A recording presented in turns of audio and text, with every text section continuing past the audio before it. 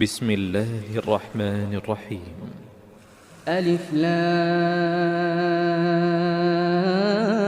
را، تلك آيات الكتاب المبين. إنا أنزلناه قرآنا عربيا لعلكم تعقلون. نحن نقص عليك أحسن القصص بما أوحينا إليك هذا القرآن وإن كنت من قبله لمن الغافلين. إذ قال يوسف لأبيه يا أبت إني رأيت 11 كوكبا والشمس والقمر رأيتهم لي ساجدين. قال يا بني لا تقصص رؤياك على إخوتك فيكيدوا لك كيدا إن الشيطان للإنسان عدو مبين. وكذلك يجتبيك ربك ويعلمك من تأويل الأحاديث ويتم نعمته عليك وعلى آل يعقوب كما أتمها على أبويك من قبل إبراهيم وإسحاق إن ربك عليم حكيم. لقد كان في يوسف وإخوته آيات للسائلين إذ قالوا ليوسف وأخوه أحب إلى أبينا منا ونحن عصبة إن أبانا لفي ضلال مبين. اقتلوا يوسف أو اطرحوه أرضا يخل لكم وجه أبيكم وتكونوا من بعده قوما صالحين. قال قائل منهم لا تقتلوا يوسف وألقوه في غيابة الجب يلتقطه بعض السيارة إن كنتم فاعلين. قالوا يا أبانا ما لك لا تأمنا على يوسف وإنا له لناصحون أرسله معنا غدا يرتع ويلعب وإنا له لحافظون.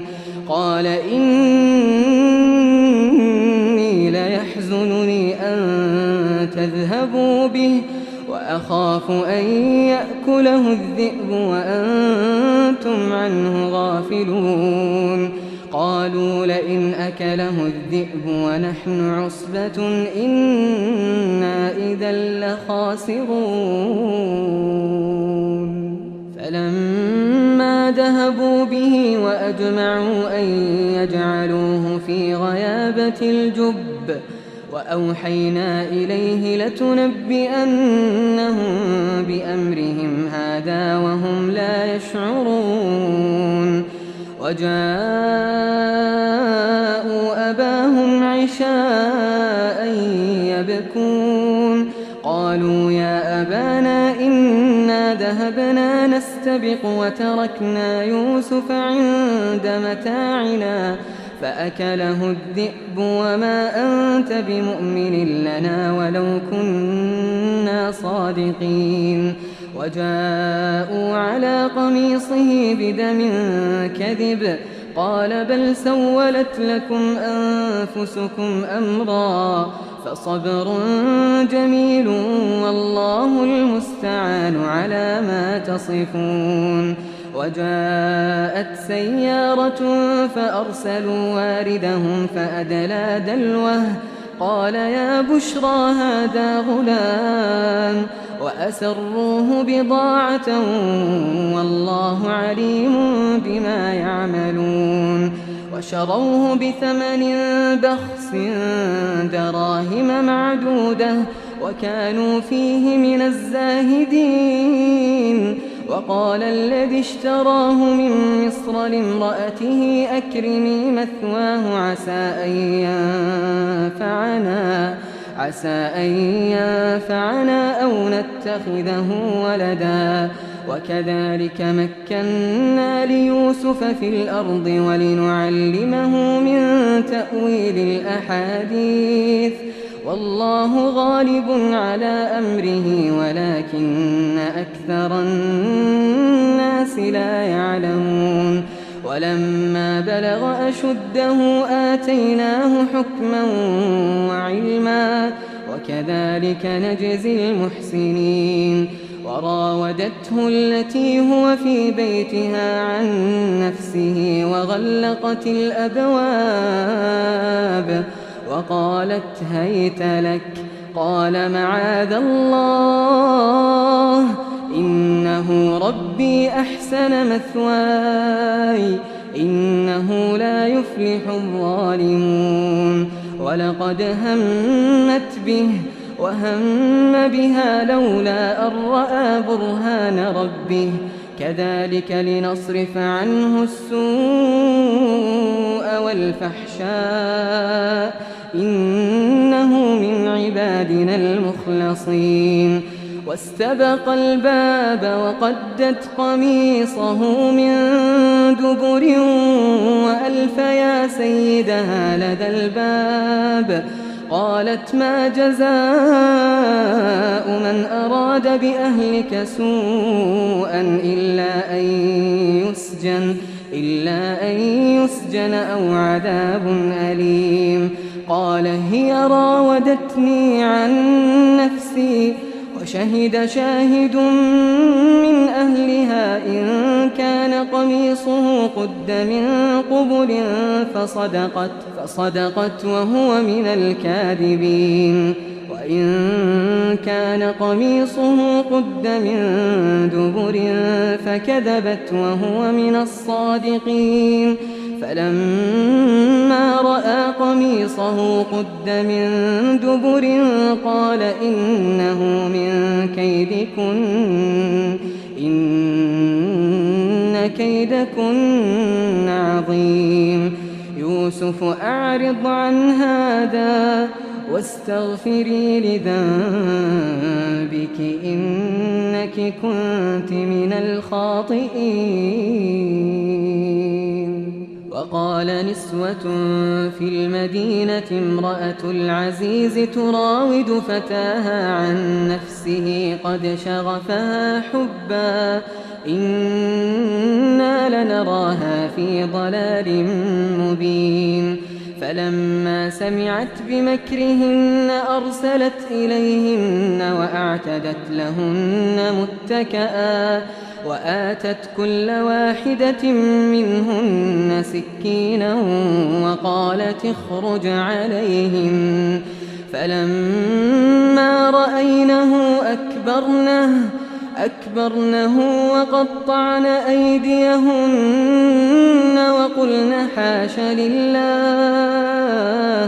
وقلن حاش لله ما هذا بشرا إن هذا إلا ملك كريم قالت فذلكن الذي لمتنني فيه ولقد راودته عن نفسه فاستعصم ولئن لم يفعل ما آمره ليسجنن وليكون من الصاغرين قال رب السجن أحب إلي مما يدعونني إليه وإلا تصرف عني كيدهن أصب إليهن وأكن من الجاهلين فاستجاب له ربه فصرف عنه كيدهن إنه هو السميع العليم ثم بدا لهم من بعد ما رأوا الآيات ليسجننه حتى حين ودخل معه السجن فتيان قال أحدهما إني أراني أعصر خمرا وقال الآخر إني أراني أحمل فوق رأسي خبزا تأكل الطير منه نبئنا بتأويله إنا نراك من المحسنين قال لا يأتيكما طعام ترزقانه إلا إلا نبأتكما بتأويله قبل أن يأتيكما ذلكما مما علمني ربي إني تركت ملة قوم لا يؤمنون بالله وهم بالآخرة هم كافرون واتبعت ملة آبائي إبراهيم وإسحاق ويعقوب ما كان لنا أن نشرك بالله من شيء ذلك من فضل الله علينا وعلى الناس ولكن أكثر الناس لا يشكرون يا صاحبي السجن أأرباب متفرقون خير أم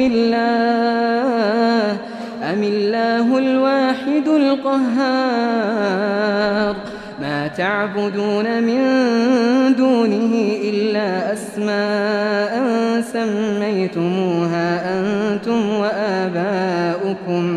سميتموها أنتم وآباؤكم ما أنزل الله بها من سلطان إن الحكم إلا لله أمر ألا تعبدوا إلا إياه ذلك الدين القيم ولكن أكثر الناس لا يعلمون يا صاحبي السجن أما أحدكما فيسقي ربه خمرا وأما الآخر فيصلب فتأكل الطير من رأسه قضي الأمر الذي فيه تستفتيان وقال للذي ظن أنه ناج منهما اذكرني عند ربك فأنساه الشيطان ذكر ربه فلبث في السجن بضع سنين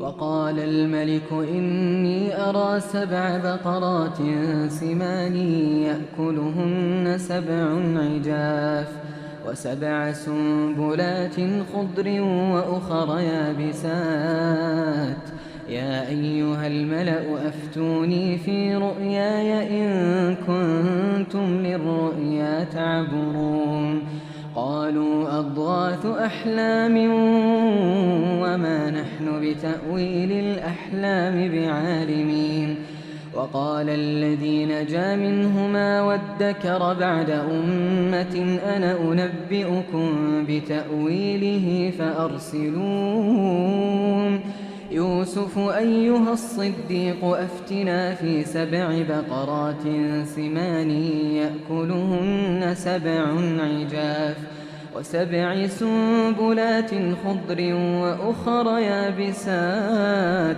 لعلي أرجع إلى الناس لعلهم يعلمون قال تزرعون 7 سنين دأبا فما حصدتم فذروه في سنبله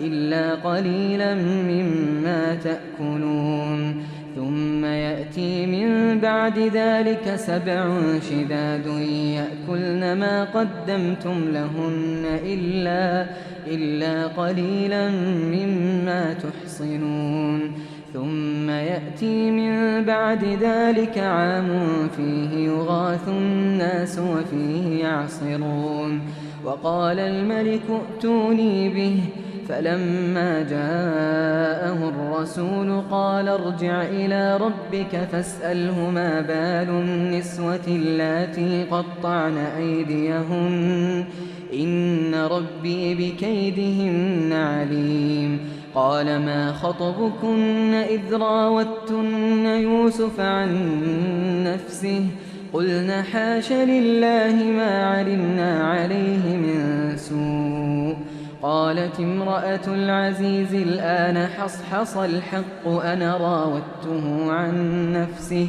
وإنه لمن الصادقين ذلك ليعلم أني لم أخنه بالغيب وأن الله لا يهدي كيد الخائنين وما أبرئ نفسي إن النفس لأمارة بالسوء إلا ما رحم ربي إن ربي غفور رحيم.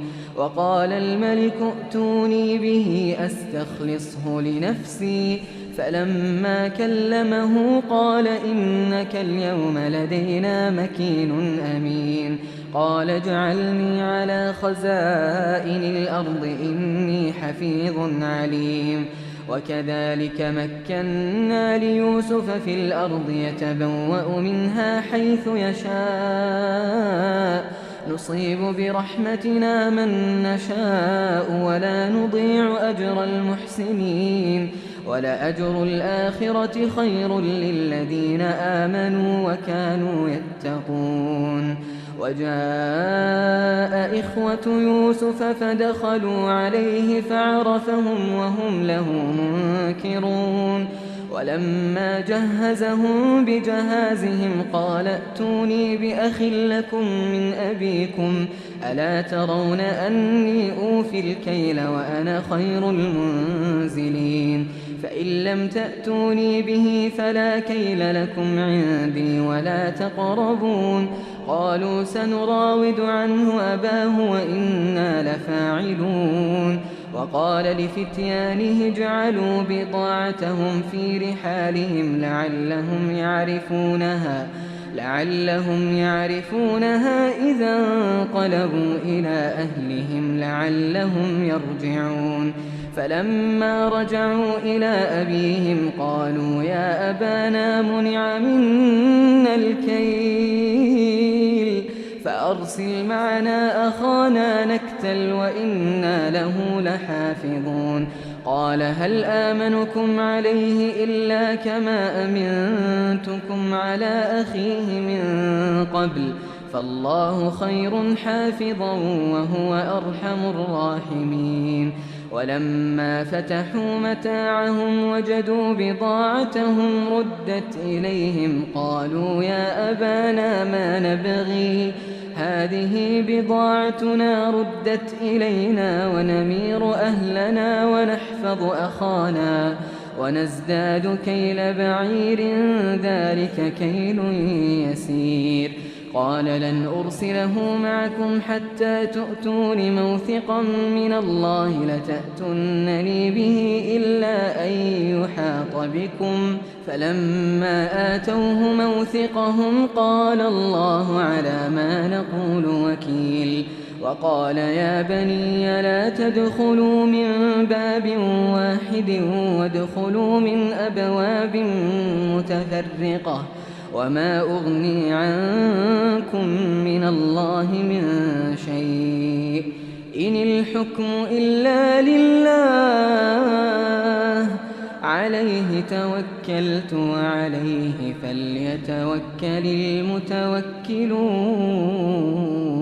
المتوكلون.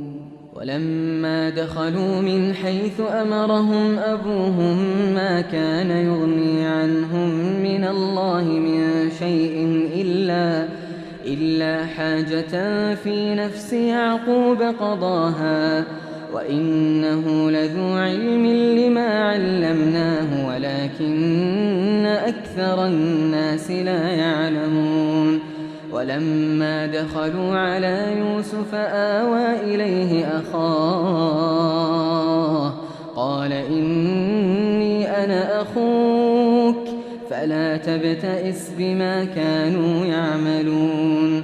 فلما جهزهم بجهازهم جعل السقاية في رحل أخيه ثم أذن مؤذن أيتها العير إنكم لسارقون. قالوا وأقبلوا عليهم ماذا تفقدون. قالوا نفقد صواع الملك ولمن جاء به حمل بعير وأنا به زعيم.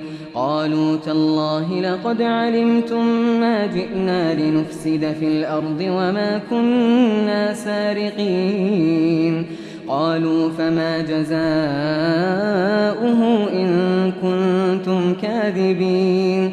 قالوا جزاؤه من وجد في رحله فهو جزاؤه كذلك نجزي الظالمين فبدأ بأوعيتهم قبل وعاء أخيه ثم استخرجها من وعاء أخيه كذلك كدنا ليوسف ما كان ليأخذ أخاه في دين الملك إلا أن يشاء الله نرفع درجات من نشاء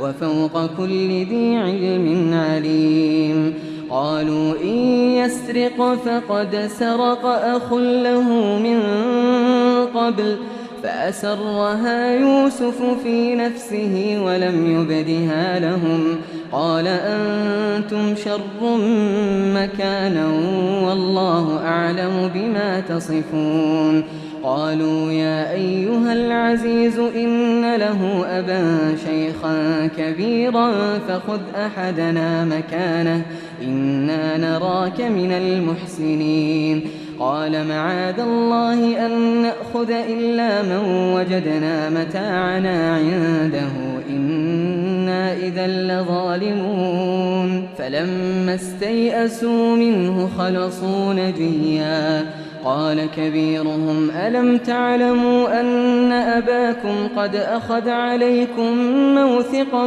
من الله ومن قبل ما فرطتم في يوسف فلن أبرح الأرض حتى يأذن لي أبي أو يحكم الله لي وهو خير الحاكمين ارجعوا إلى أبيكم فقولوا يا أبانا إن ابنك سرق وما شهدنا إلا بما علمنا وما كنا للغيب حافظين واسأل القرية التي كنا فيها والعير التي أقبلنا فيها وإنا لصادقون قال بل سولت لكم أنفسكم أمرا فصبر جميل عسى الله أن يأتيني بهم جميعا إنه هو العليم الحكيم وتولى عنهم وقال يا أسفا على يوسف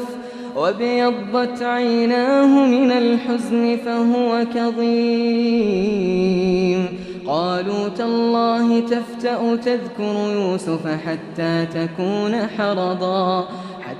تكون حرضا أو تكون من الهالكين قال إنما أشكو بثي وحزني إلى الله وأعلم من الله ما لا تعلمون يا بني يذهبوا فتحسسوا من يوسف وأخيه ولا تيأسوا من روح الله إنه لا ييأس من روح الله إلا القوم الكافرون فلما دخلوا عليه قالوا يا أيها العزيز مسنا وأهلنا الضر وجئنا ببضاعة مزجاة فأوف لنا الكيل وتصدق علينا إن الله يجزي المتصدقين قال هل علمتم ما فعلتم بيوسف وأخيه إذ أنتم جاهلون قالوا أئنك لأنت يوسف قال أنا يوسف وهذا أخي قد من الله علينا إنه من يتق ويصبر فإن الله لا يضيع أجر المحسنين قالوا تالله لقد آثرك الله علينا وإن كنا لخاطئين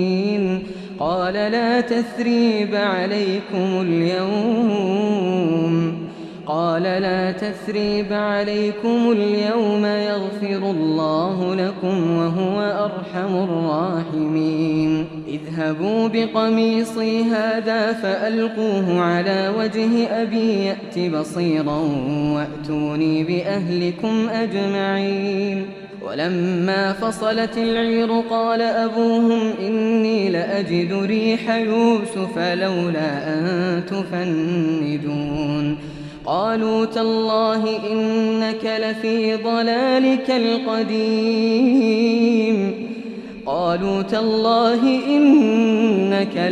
ضلالك القديم فلما أن جاء البشير ألقاه على وجهه فارتد بصيرا قال ألم أقل لكم إني أعلم من الله ما لا تعلمون. قالوا يا أبانا استغفر لنا ذنوبنا إنا كنا خاطئين. قال سوف أستغفر لكم ربي إنه هو الغفور الرحيم. فلما دخلوا على يوسف آوى إليه أبويه وقال ادخلوا مصر إن شاء الله آمنين. ورفع أبويه على العرش وخروا له سجدا وقال يا أبت هذا تأويل رؤياي من قبل قد جعلها ربي حقا وقد أحسن بي إذ أخرجني من السجن وجاء بكم من البدو من بعد أن نزغ الشيطان بيني وبين إخوتي إن ربي لطيف لما يشاء إنه هو العليم الحكيم. رب قد آتيتني من الملك وعلمتني من تأويل الأحاديث فاطر السماوات والأرض أنت ولي في الدنيا والآخرة توفني مسلما وألحقني بالصالحين. ذلك من أنباء الغيب نوحيه إليك وما كنت لديهم إذ أجمعوا أمرهم وهم يمكرون. وما أكثر الناس ولو حرصت بمؤمنين وما تسألهم عليه من أجر إن هو إلا ذكر للعالمين. وكأي من آية في السماوات والأرض يمرون عليها وهم عنها معرضون وما يؤمن أكثرهم بالله إلا وهم مشركون. أفأمنوا أن تأتيهم غاشية من عذاب الله أو تأتيهم الساعة بغتة وهم لا يشعرون. قل هذه سبيلي أدعو إلى الله على بصيرة أنا ومن اتبعني وسبحان الله وما أنا من المشركين.